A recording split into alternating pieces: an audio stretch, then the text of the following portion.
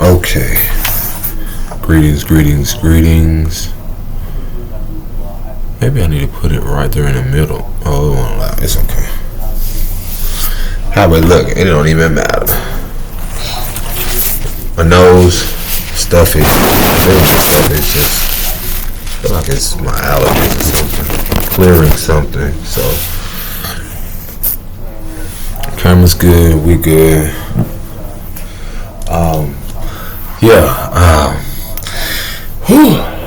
Y'all bear with me. Let's give an honor to the source, to the creator, to the most high, to ancestors known and unknown for this moment here.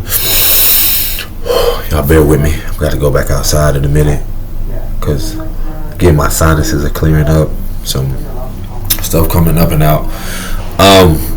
If you've been following me for the last couple of segments on here, or what I've been discussing, I don't know where this net came from, but anywho, it ain't stopping the show. If you've been following me here on my discussions about like this greatest wealth transfer that's happening right now, and I've been getting more clarity of how, just mentally, emotionally, physically, spiritually, like when we hear about this wealth transfer, one thing that I really wanted to point out again for those who are so-called millenniums as myself, from being birthed from 1981 to 1996, even if you're like 1980s, 1979, 80, 78, there's still an energy of the fact, well, my perspective, there's still an energy of that lingers from, I mentioned before in the previous thing about the crack epidemic and certain things that still affected people who are in their mid 40s and early 50s or whatever. And how it still affects people to this day. Like I know people personally who are still affected by crack, or certain drugs or certain things, or demographically speaking, depending on where they were, their upbringing. And a lot of us as millenniums some of us from experience are those very crack babies, or like it's almost like an experiment or some sort of just I can go on and on, to see how some of us are still thriving. And one of the things on here that I pointed out, let me make sure I do not click that button again. A highlight is this right here. Well, both of these actually, the entrepreneur and the focus on the well-being. The beauty of this for me is what I come to share to y'all before while I have the moment is well-being, man.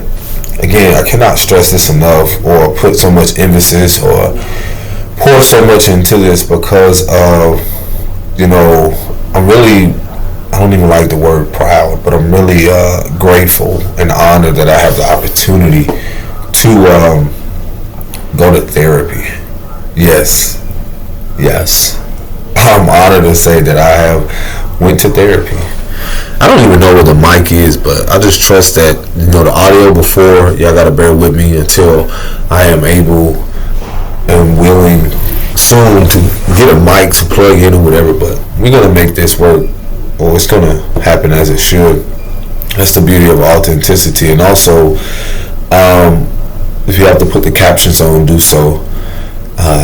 So I'm navigating through my sinuses and everything right now. So other than that, again, the well-being and just doing something first, for me, having to give myself grace, having more compassion, and prioritizing what I call this to be. I don't like the word work because of so much of what it's rooted in and how much it's emphasized to just focus more on that rather than our well-being, but creating the life that I've always deserved and know I desired.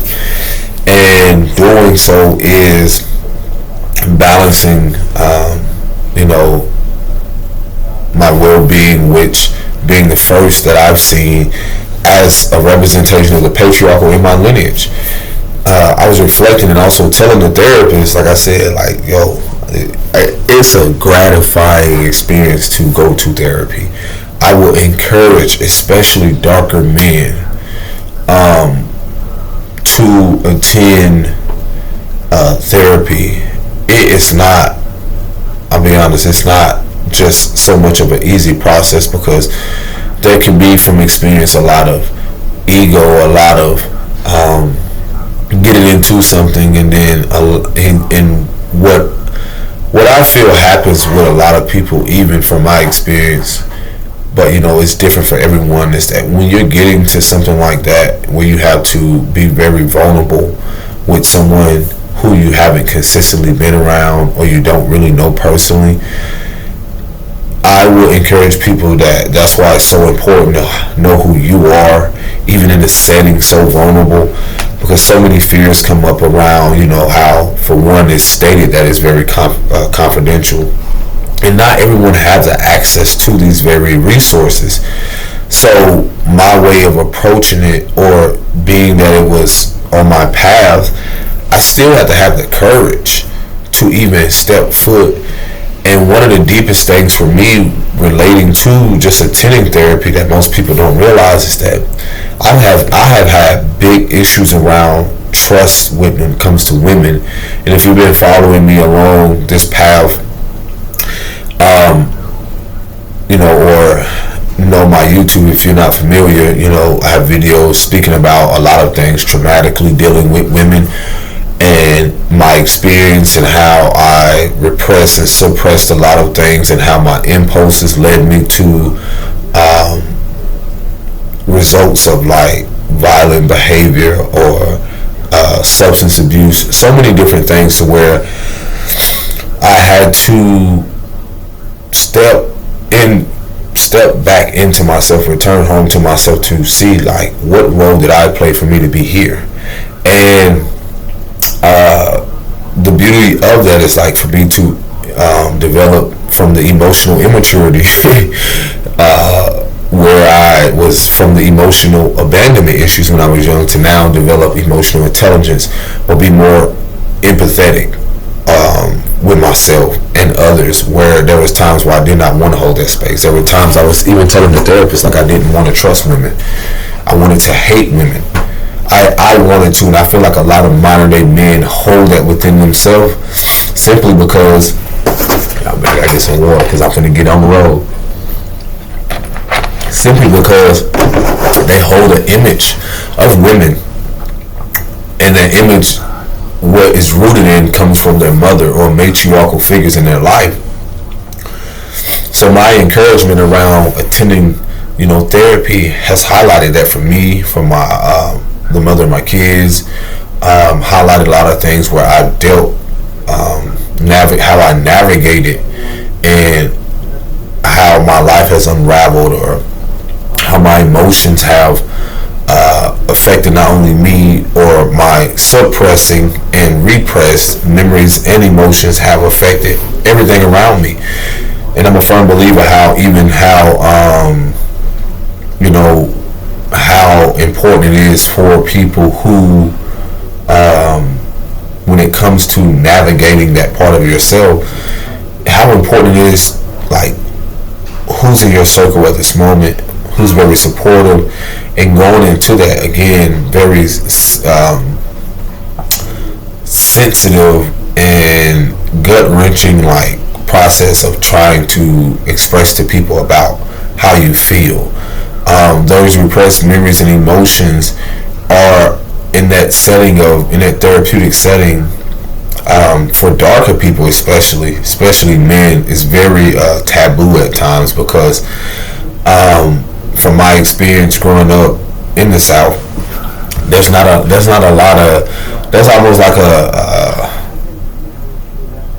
it's wild, because it's like it can be a target on your back just for simply trying to be yourself, and not try to be, from different perspectives, like whether it be religious, or celebrating the same religious construct, or things where when you're trying to be said sensitive or express your emotions, the stigma around men being even attacked, called like called GAY, basically call out of their name, derogatory, terms, and just all kind of shit, just because you're becoming more in tune with who you are and seeing a distortion of how that has taken place and how that part of ourselves, those feminine attributes, have been ignored so long to where it even has our women believing that they're more even masculine than who we are. And that distorted vision, where again have men in themselves who have had a distorted mother or the false representation of a mother through the mother's own unresolved emotions, unresolved traumas, and so forth, whether her childhood or unresolved with men or women, then you're talking about constant loops or cycles of repetitive behavior that we distribute as men. And so you see this play out in relationships, and you see this play out in career settings, you see this play out in school settings, and so forth. I can go on and on. There is levels to it, and also there's different perspectives at the same moment. I've noticed as more and more I deep dive into who I am, those memories, those subconscious fears, those things that I can no longer ignore begin to surface more and more and more. I've also talked about, I'm actually going to go on here in a minute. I also talked about, what is it called? How the nervous system being, having a dysregulated nervous system, being exposed to unsafe environments repetitively. And I was telling my therapist, like I telling y'all, man, I encourage young men, however you can, find a way to seek some type of therapy, because it's very challenging for me. Going back to what I was saying, like, it was very challenging for me, it still is, to get through the fact of what I personally have experienced with women. And this is not a victim mentality, because I'm very much the victor, because I'm presently talking about it. And see, that's another thing that needs to be highlighted. When you do talk about it, you're choosing to go from a victim mentality to a victor, because just talking through things, you're allowing that repressed memory and emotion to come up. Now, after that, one of the biggest things is that what I recognize in my world and my reality is that as I navigate through the healing, as I navigate through things, it somehow appears, and sometimes you can have things that want to pull you back into who you were, and that's where you will recognize and become very clear of you've actually gotten through it. Now, one of the most challenging things is keeping that version of yourself. I didn't say ignore it. Keeping that version of yourself at bay.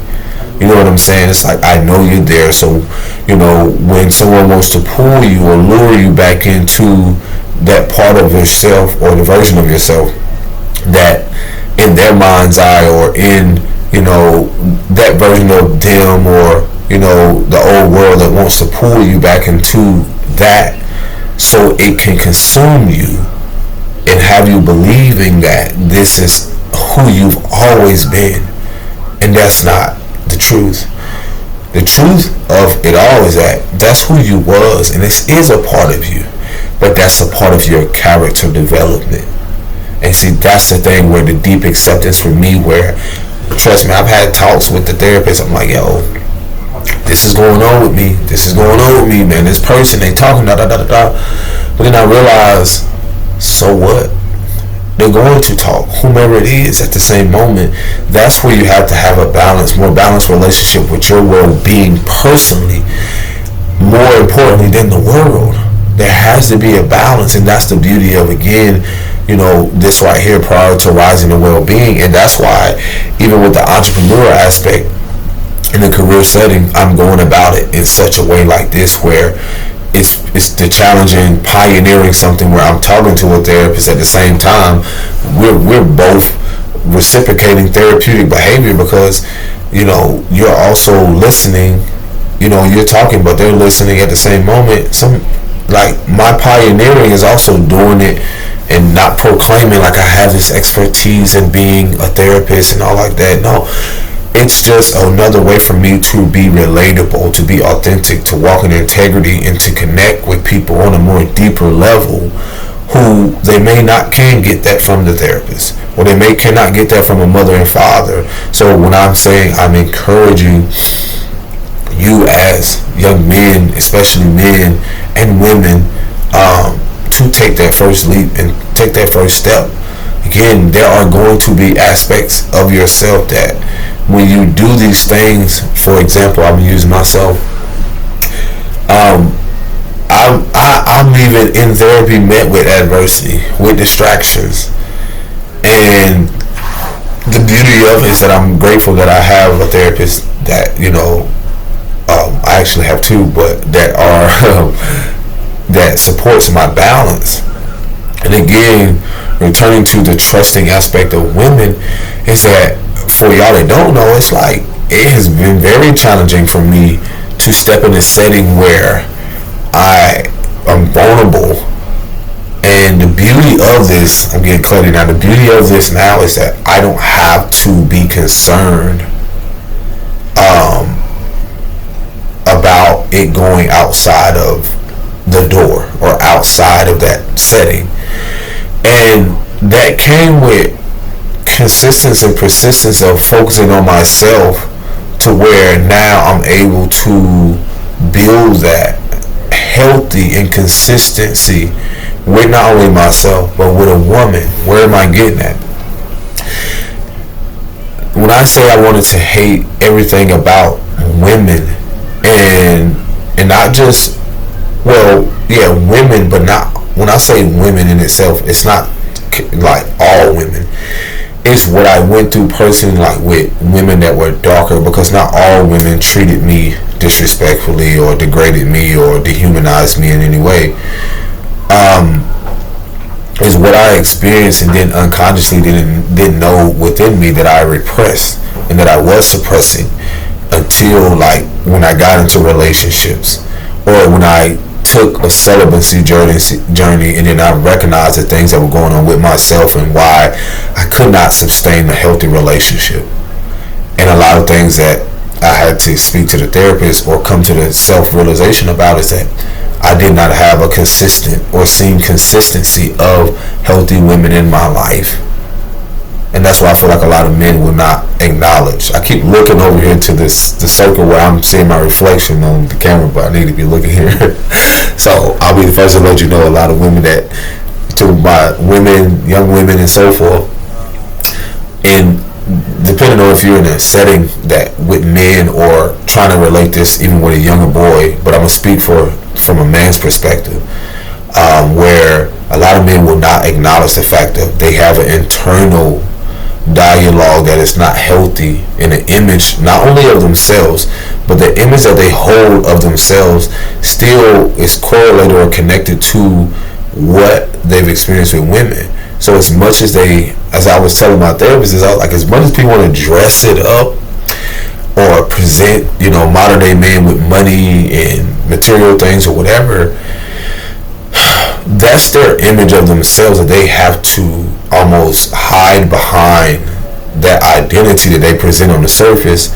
But yet the deeper versions of them, when you talk about feminine attributes or the aspects of themselves that, women that are in tune, who can recognize, or most likely spiritual women who can see that he has mother wounds or he still has something that he hasn't faced. And these are men that's 40, 50, 60 in certain careers where they take these unresolved things right into their career settings. They take their unresolved memories and emotions, whether with men or women, into these very settings.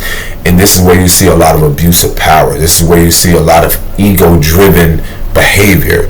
And I don't care if they're athletes, politicians, and so forth, because this energy collectively is a distorted way of the masculinity, the wounded masculinity in both men and women displayed. And so with that, I was able to recognize what was distorted in me, what I had to purify myself from, what I had to cleanse myself from, I should say. And even with that, I'm able to recognize it in other people, and even learn my approach to where to be more graceful and less judgmental, because I realized when I was judging myself and like trying to have it a certain way, look a certain way, I was also projecting it onto other people. And so the accountability with that again is that when you see, how men are orchestrating themselves or projecting themselves out to the world, that projection from inward outlet is like a projection screen. Like when you project something out, this is why, again, I always tell a lot of my women or modern day women or women presently, like how you are enabling this when you don't realize within yourself what is your image of yourself. Is that in a holistic way? Is that healthy? Have you even been around men that were consistently showing up for you in a healthy way, in an authentic way, in an integrative way? And so think about that for a moment. It's like the clarity I was getting, I was expressing to the therapist. I'm saying like, yo, I see why there's an attack and I'm a threat to certain demographics, because I do not want to be consumed, and no one can make me into what they feel I should be because of their own perspective or perception of who they are and who they feel like I should be. And I see why I'm a threat to certain things in the world or so forth, because I do and won't choose to conform and be consumed by the narrative of what not only, if we're on a surface level, a darker man should be, or a man should be, or even a man who embraces his inner child, who embraces his emotions, all those stigmas, all those stereotypes, all those things that the old world, which I start to get clarity of, hate so much of themselves, and they've learned to love the very thing they hate. And the mental illness in that and the confusion around it, and let someone come along who's walking in integrity or authenticity, that is a threat to their mainframe, or what do you want to call it, like to their system, to their programming, to their world. No one wants their illusion shattered of realizing like, oh shit, you've been living a lie your whole life because of the belief system that you felt that was so, it's like, I saw something a minute ago. It's like, I used to ask myself, why do people get married on sand?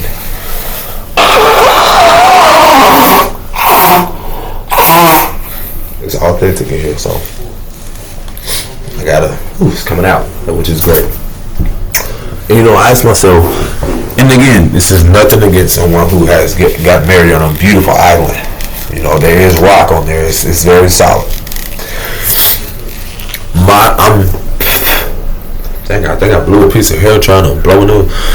My thing is the whole on sand aspect.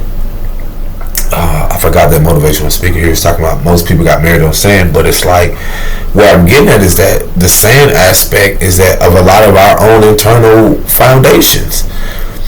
A lot of us, and then a lot of those baby boomers or elders before us, and a lot of people are coming to the self-realization of how much of psychosis that they've been in, or even being so disassociated or from being present with their emotion or being present with the feminine energies and principles, that they're so far consumed in the masculinity. And I see this with celebrities, I see this with so many people. They're so far consumed on showing up on the surface that they don't even know who they really are, their inner identity of the feminine principles that which give birth to how they show up.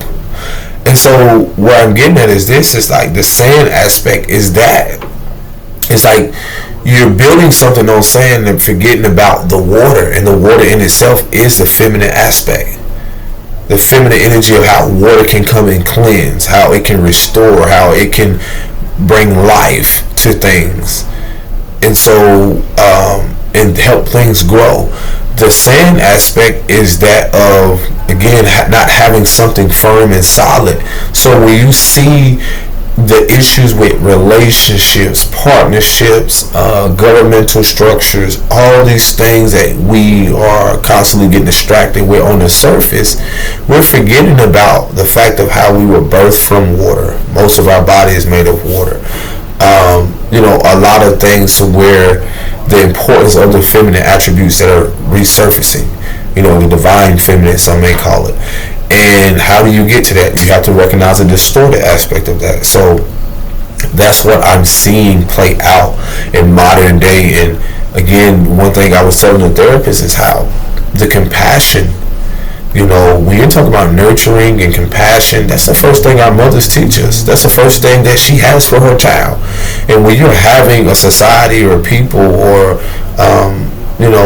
systems in place that were in place that are crumbling and being dismantled, one thing that is being reestablished is the compassion. And that's why I realize like certain things through humanity are going to happen is where a lot of things are going to be swept from the waters, from elemental things that are going to happen globally, or what people may call global warming, or just a shift in consciousness, or spiritually and so forth. It's so many things to where these things will happen inward and then playing out outwardly. So the approach now is no one can really hide from who they are first.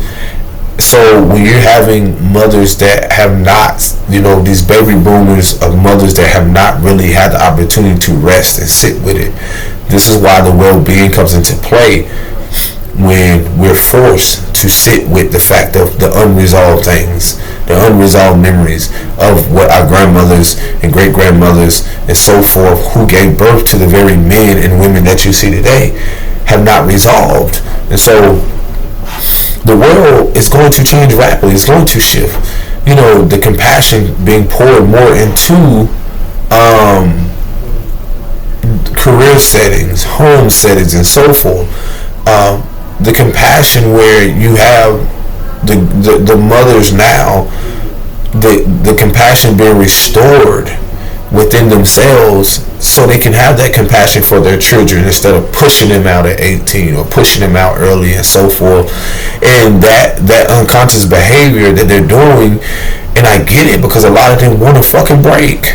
They haven't had a break because systems or certain things haven't been in place that does not unify mothers or really emphasize or encourage people to build village, to build wholesome things, to even have wholesome conversations. We're talking about a world that was, fear-mongering, keeping people divided. So that very thing that divided people, I keep telling y'all, is going to bring y'all together. So with that, where else I was getting at, again, going back to even the image of how most women, if you sit down, a lot of you, your image of yourself and how that connects even back to your mother and father says a lot. What is your internal image as a woman? And then even with that image, is it healthy? Are you honest? And this is why we get into that's going to tie into it. When you look at the word compassion, when you have the compassion for yourself, the misconception of even how we have displayed our, how we as men have asserted our love for women is so distorted to where this is why you see a lot of men have so much passion towards money, so much passion towards material, so much passion towards things that doesn't really have like longevity. It doesn't, there are things where it doesn't really there's no substance to it. And when you really see how simple women are, where I've spoken about how they're ruled by Venus, how when you're talking about honesty, attention, what was it? Honesty, attention. It's always the one. Honesty, attention, and it was another one. Oh my gosh! But just those simple two things right there, where you have the collapsing of things right now, because in the dishonesty, again, foundations are built upon saying, why are we surprised? Why are we shocked that a lot of these things where we're highlighting as being bridges, as millenniums to the generation after us, why are we surprised that it's collapsing? Why are you wanting to uphold such a dishonest, inauthentic system? Because that's all you know. That's all you know. And then you're enabling the men who have so much passion towards supporting something that's inauthentic and teaches them not to even walk with morality and principles or integrity. This is where the accountability has to fall back on not just men but women too. So this is why I used to tell myself, I was telling the table, I said, I see why I get attacked or the hate. It's because it's not they hate me, they hate themselves. They hate what they have become. That's what the world is. The world hates what they have become. And so when you mirror back and you dare speak up and you dare be authentic, you're literally a beacon of light that's shining the light on their unresolved shit, repressed emotions and so forth. This is what you're seeing played back, and it's like ping pong. Ping. Playing right back. Well, you did this. Well, you did that. You did this. You did that. I should have make up a dance. But that's how the relationships are now. Ping pong. And it's a never ending game until it falls over. And then everyone's keeping a score. Everyone's keeping a score on how, like, oh, well, you know, you did this and you this, keeping tallies. Everyone's keeping a score on who wronged who or who wronged who. But not realizing that your body is keeping a score. You're tiring yourself out trying to play victim. You're tiring yourself out not taking accountability. And that's what the surface of a lot of these foundations don't have.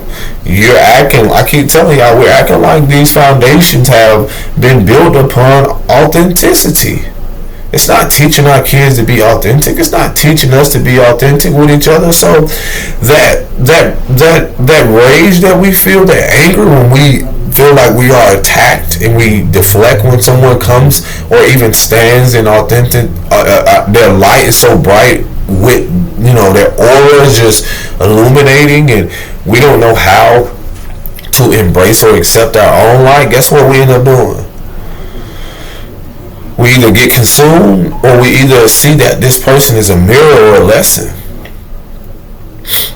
So it's you know, it's in the setting of as I evolve, you know, again, the therapy is showing me so much clarity on even how we as people are so easily prioritizing dysfunctioning, prioritizing work, prioritizing burning ourselves out, prioritizing everything that pretty much is the opposite of what you see right here. It's like you know, we didn't have parents and stuff that prioritized experiences and traveling and, you know, so many things. They prioritize their dysfunctional marriages that is like owned by the state, or, you know, it's so many things that it's so deep to where, you know, people are even telling me about. And it's not I'm against marriage, but you know I'm a firm believer in union with self first. But even the traditional way around that is so much like how they become one entity, and, you know, research that, and, you know, how a lot of people don't even feel like they're liberated through that paperwork and through those very things. So their approach in life is like they feel in prison. Let's be real. A lot of those structures were to have people feel almost bound to each other and never really liberated, you know, never really seeing the importance of your own individualism, or just the fact of how, you know, how it encouraged you as men and women, or, you know, to also venture out into your dreams and endeavors, but also realize like you still are a unit, you still are a team. And again, we haven't seen, we've been given this watered down shit from people we know nothing about.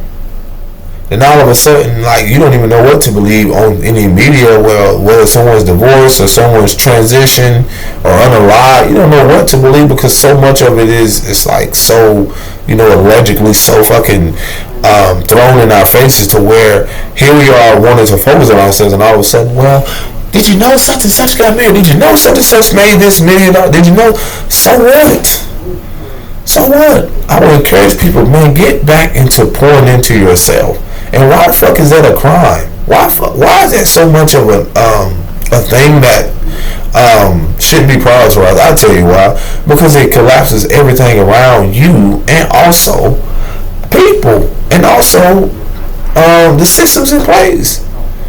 Why would I sit here and encourage you to keep being fucking dysfunctional or have a dysregulated nervous system? Why would I want you to do that? Why? When I realize from personally what I've went through and what I have tried to navigate after 35 years, would I have done different things differently? Yes. Would I have probably did counseling or therapy early? Absolutely. Yes. Because the beauty of it is, like, I am the first to do this, like, to have be in a setting where I'm actually going to therapy as a man. My partner are going to therapy.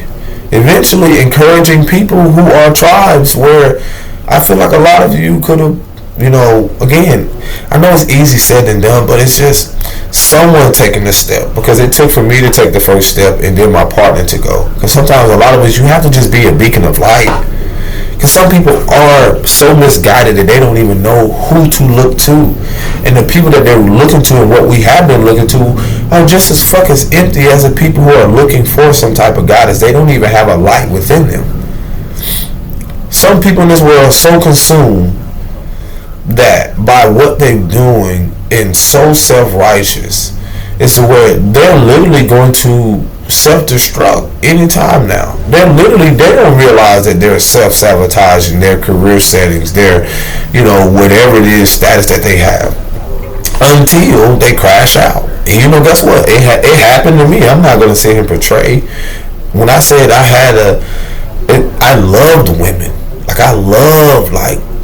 And the thing is, I love the women so much so to where I didn't have an identity within myself. And the reason I express this is because when you see a society that doesn't prioritize feminine attributes to how we show up in our masculinity as men and women, the healthy balance with that. And if you see how the world has given our little girls especially, and men, what has been given to us, so much distortion and confusion, so much identity crisis.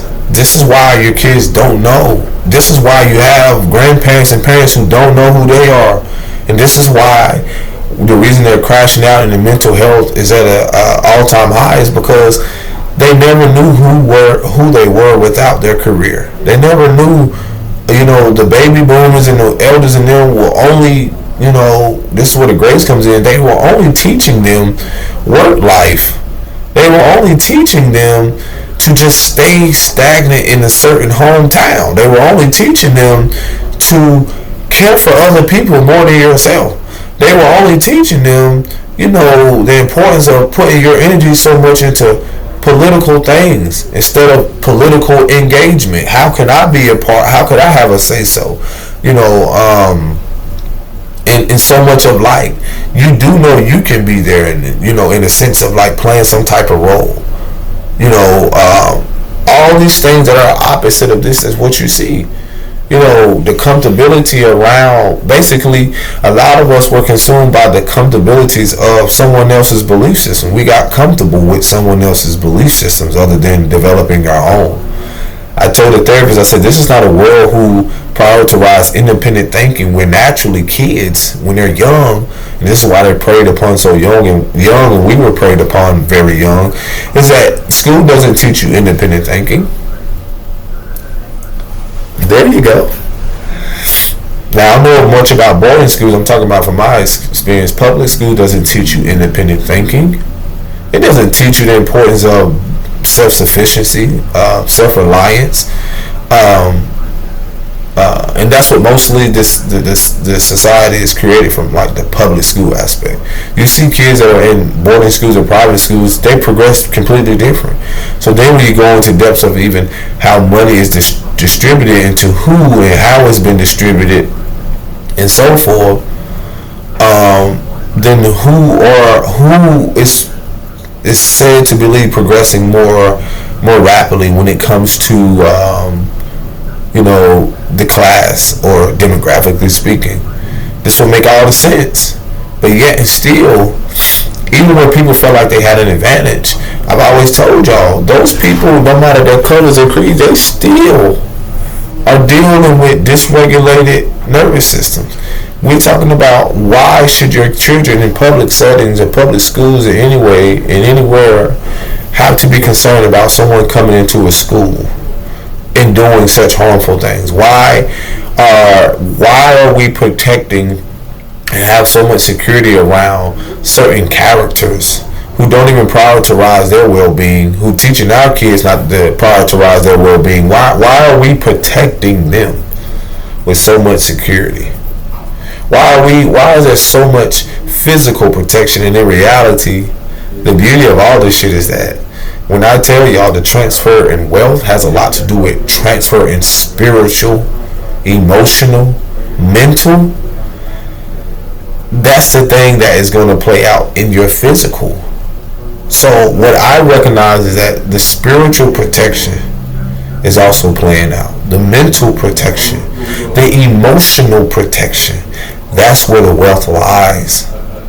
Deep down, that's where the wealth has always been, in your emotional protection and well-being, in your mental well-being, in your physical, in your spiritual well-being. Yes, that's what the new world order of things is going to conspire or be brought into play. Because the characters, again, that y'all seen play out, they also have shit going on. No one got it all together.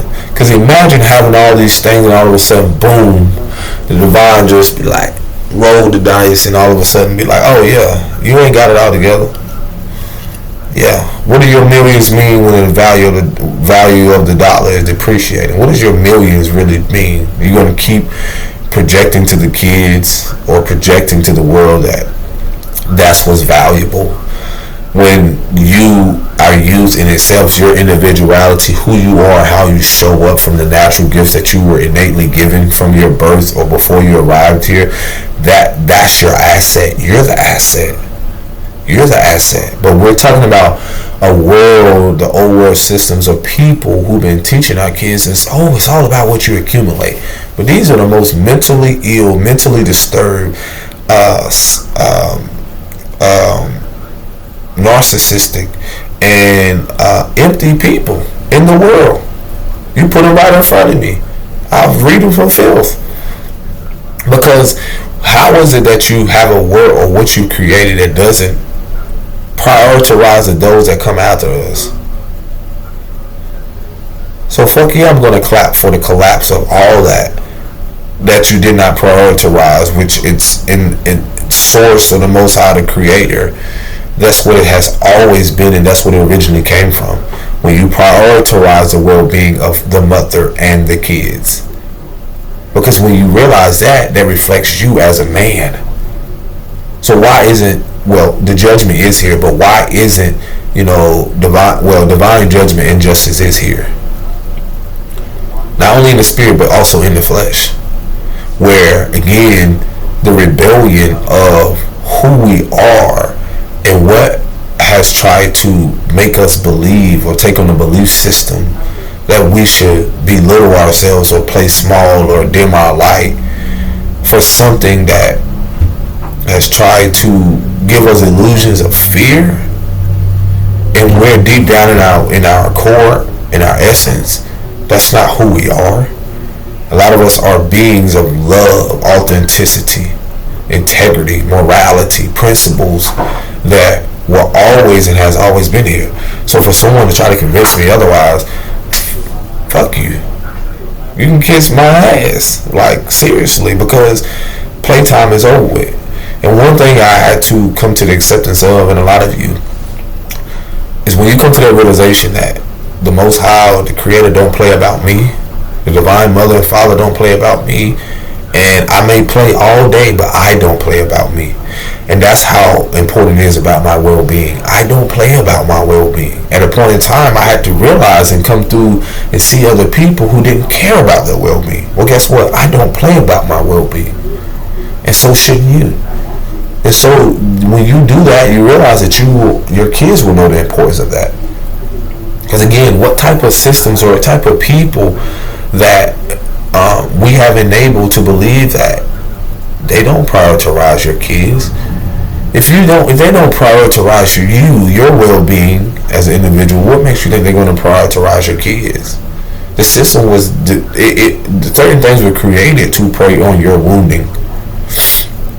So guess what? Not only will the music change and shift and collapse, but everything around it. Am I grateful? Absolutely. I'm grateful. That's the bridge. When you look at from 1981 to 1996, that's the bridge. A lot of things. There were great music. The Earth, Wind, and Fires. There were great messages in certain people, music, and so forth. It's just certain things that were just created for survival that can no longer survive. And now we're thriving as we've always been, but what's been told is that we haven't. But in reality, again, as we shift internally our perspective and perceptions on life and how we look and view ourselves inwardly, my message has always been is to come back home to yourself. The therapy has shown me more of who I am, my character development, and what I'm here to do. And once you realize that in your mind's eye, in your core, that how unstoppable you have always been through the attacks spiritually, through the food, through so many things, you begin to sit back and realize, this is my season to recover and rest, and have no fear in that, because it's the shift is here. Again, I've said before, the characters that were in place for certain things, the people that were in place had a decision too. Because this is the thing. A lot of what y'all don't realize is that a lot of people have already chosen their fate. You walk in your destiny by choosing your fucking peace, by choosing to do things different, to rewrite the narrative. That's what destiny is. And everyone is destined for greatness or grandness. Everyone has been destined to prosper, to thrive. It's what they allow themselves to be consumed by. It's not about trying to be perfect. It's about, you really think you came here to live a life to suffer? Ask yourself that. And why are you giving so much power to something that is powerless? If you ever watched The Wizard of Oz, the wizard, sorceress, whatever you want to call it, whomever is being revealed in your life is going to be shown to you. That even behind the scenes, who you thought was orchestrating things was nothing but a mere joke and a fool. That's why life sometimes can feel like, am I dreaming or is this shit a joke? And that's why I learned to laugh so much through a lot of things, because once I start to pull my power back or take my power back or call my power back and so forth, and see how what I allow myself to be consumed by, it's not even a person no more. It's like, oh my gosh, how much I did not know my value, how much I did not know my worth. And that's why we're all here to remember that. Your worth is limitless. Your worth is not in the very things that causes you suffering. It will teach you where your worth lies within yourself. So again, the beauty of a lot of this is like, why do I need to prove to anyone my worth and value? Why do I need my worth, or how they say net worth or net value, to be displayed for the world to see? All that shit was almost like, my perspective is like to keep people feeling like they have to obtain that to even be happy. And again, I keep telling y'all, most of those people and so forth, You don't know the depths of their life. You don't know the vices. You don't know nothing what they're going through. So, you know, the credit I be getting, when I say, you know, what I learned, and even going back to the settings of like when I was the deep things about my therapy, or when I was engaging in that, is that I'm learning now to consistently build something with women. That's what my journey has led me to. It ain't just been to speaking through this thing and YouTube and so forth. It for me to realize, like, it allowed me to learn now that I'm healing the feminine, distorted feminine version within me. Wasn't even my own belief system. It was what I experienced, and even the belief systems of the world, society, and how women are, how they all are, or, you know, that version of my mother. All of so many different versions. Y'all don't realize we have taken on so much distortion, and how it has created division within ourselves and division amongst other people. There's your code. There's the key to it right there. And once you start taking your power back and you start doing that shit, you'll realize why that relationship starts to crumble. You'll realize why you cut that person off, or why you know, distance yourself to recover, because you start like, oh shit, I was enabling, I was supporting a narrative, I was an extra in their movie. Why their way of being, that foundation was only upheld. It's almost like my actions and what I was doing was, you know how you get tired, you can't hold nothing up anymore. It's like my way of doing things was holding them up. It's no difference in relationships. It's no difference in partnerships, business, society, this country, and so forth. If I told you, as women and men, that the collapsing of the systems or anything in place had a lot to do with what you not only was giving your energy to, but even you contributing, like a contribution, you contributing, donating your energy so freely, giving so much to things that are not reciprocating. Not reciprocating. Imagine that. Imagine that. You realize all this shit had to play out. How the fuck are y'all giving so much energy to people, their status and stuff, when they're not even reciprocating? How are you so infatuated and obsessed with people who are casting illusions and spells on your ass, and they're not even reciprocating the so-called illusion of love that you're giving, your obsession, your lust, or whatever? How are you in something that's not giving you reciprocity, that don't even respect you, that don't even honor you, whether it's a country, whether it's a governmental structure, all over? How? Those of you that are, I don't care, my clients, a lot of you, whether you're in sports and so forth, how are y'all in things where that's not giving you the reciprocity, the respect as a darker man, as a darker woman? How are you in that relationship so long and not see the distortion and unhealthiness? How? Oh, I know why. Because I've been there. I didn't know how to leave it. I didn't know how to depart. I didn't know how. Because it was never shown to me. There's your answer. And that's what a lot of people fear the most, because they don't know how to step outside of their comfortable zone, their comfortability. They don't know where the resources are going to come from now. They don't know how to build an identity around that version of them where they were this star, the illusion of a star, not realizing everyone is a star. Everyone that's birthed here comes in alignment of the stars of the cosmos. How are y'all believing that those people, when y'all call Hollywood or whatever, how are they the only fucking stars? What? I'm a star too. I'm a whole galaxy. I got a whole universe within me. My mother gave birth to a star. From her, what do you want to call it? Like black hole. From her whole, like her yoni. You know, spiritually, metaphorically speaking, what? Everyone's a star.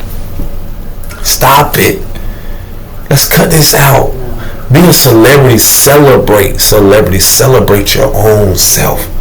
Celebrate the times, the simple things where, you know what, I'm glad I got this clarity. I'm glad I had that relationship. I'm grateful that I met this person. I was telling my like, y'all gotta realize, like, as you take bits and pieces that were scattered through your childhood traumas and adult traumas, as you start to pick up the pieces, as you start to recover the parts of yourself that you wanted to hate, guess what?